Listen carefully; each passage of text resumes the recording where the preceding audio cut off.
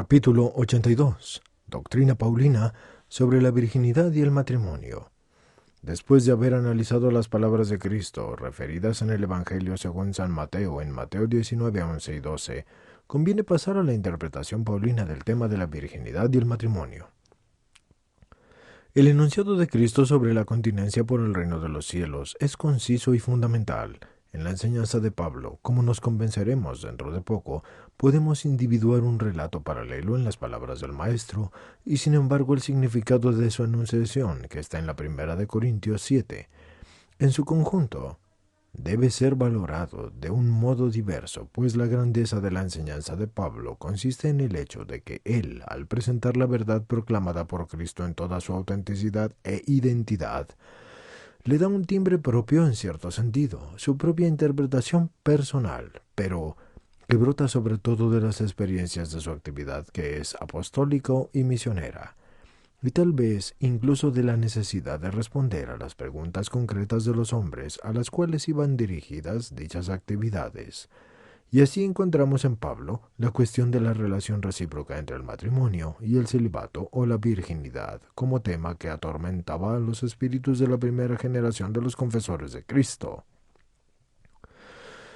La generación de los discípulos de los apóstoles, de las primeras comunidades cristianas, y esto ocurría en los convertidos del helenismo, por lo tanto, del paganismo, más que en los convertidos del judaísmo. Y esto puede explicar el hecho de que el tema se halle precisamente en una carta dirigida a la comunidad de Corinto en la primera. El tono de todo y así el enunciado es sin duda magisterial y sin embargo, tanto el tono como el lenguaje es también pastoral. Pablo enseña la doctrina transmitida por el Maestro o los apóstoles y al mismo tiempo entabla como un continuo coloquio con los destinatarios de su carta sobre este tema.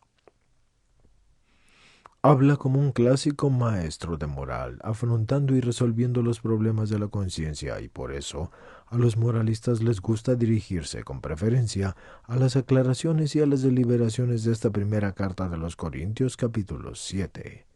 Hay que recordar, no obstante, que la base última de tales deliberaciones debe buscarse en la vida y en la enseñanza de Cristo mismo. El apóstol subraya con una gran claridad que la virginidad, o sea, la continencia voluntaria, deriva exclusivamente de un consejo y no de un mandamiento. Acerca de las vírgenes no tengo el precepto del Señor, pero puedo daros consejo. Y Pablo da este consejo como quien ha obtenido del Señor la gracia de ser fiel. Primera de Corintios 7:25. Como se ve por las palabras citadas, el apóstol distingue lo mismo que el Evangelio, Mateo 19, 11, 12, entre consejo y mandamiento. Él, sobre la base de la regla y doctrinal, y de la comprensión de la enseñanza proclamada, quiere aconsejar y desea dar consejos personales a los hombres que se dirijan y que se dirigen a él. Así pues, en la primera carta a los Corintios, capítulo 7, el consejo tiene claramente dos significados diversos. El autor afirma que la virginidad es un consejo y no un mandamiento, y da consejos al mismo tiempo, tanto a las personas casadas como a quienes han de tomar una decisión al respecto, y en fin, a los que se hallan en el estado de viudez. La problemática es sustancialmente igual a la que encontramos en el enunciado de Cristo que es transmitido por San Mateo 19, 2 al 12. Primero, sobre el matrimonio y su indisolubilidad, y luego sobre la continencia voluntaria por el reino de los cielos. Sin embargo, el estilo de esta problemática es completamente suyo, es de Pablo. Si alguno estima indecoroso para su hija o doncella dejar pasar la flor de la edad, y que debe casarla, haga lo que quiera, no peca, que la case. Pero el que, firme en su corazón, no necesitado, sino libre y de voluntad, determina guardar virgen a su hija, hace mejor. ¿Quién, pues, casa a su hija doncella, también hace bien, pero el que no la casa, hace mejor? Primera de Corintios 7, del 36 al 38. La persona que le había pedido el consejo pudo ser un joven que se encontraba ante la decisión de casarse, o quizás un recién casado que ante corrientes ascéticas existentes en Corinto, reflexionaba sobre la línea a seguir en su matrimonio. Pudo ser también un padre o el tutor de una muchacha que le había planteado el problema del matrimonio de ésta.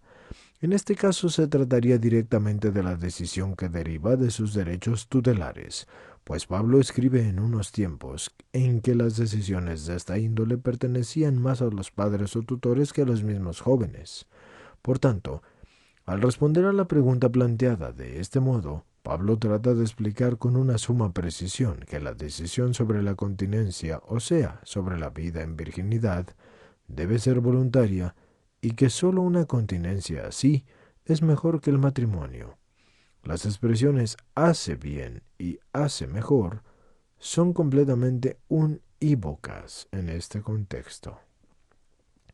Ahora bien, el apóstol enseña que la virginidad, es decir, la continencia voluntaria, el que una joven se abstenga del matrimonio, deriva exclusivamente de un consejo y es mejor que el matrimonio si se dan las oportunas condiciones.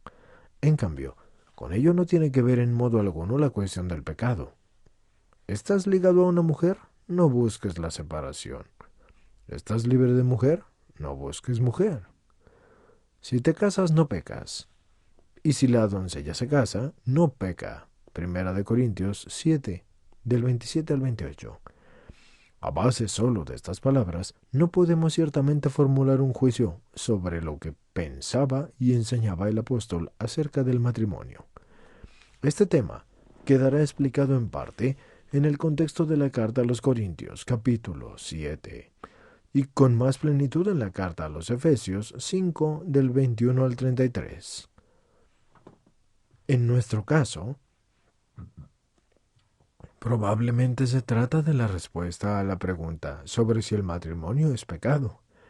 Y podría pensarse incluso que esta pregunta refleja el influjo de corrientes dualistas, pregnósticas, que se transformaron más tarde en un encratismo y maniqueísmo. Así que Pablo responde que de ninguna manera entra en juego aquí la cuestión del pecado. No se trata del discernimiento entre el bien y el mal, sino solamente entre el bien y el mejor. Aunque sí dice discernimiento en el documento y lectura, estimados escuchantes, creo que la palabra correcta sería no se trata del discernimiento entre el bien y el mal, sino solamente entre el bien y mejor.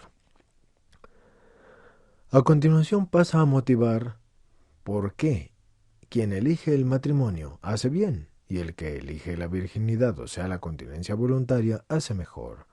De la argumentación paulina nos ocuparemos en nuestra próxima reflexión.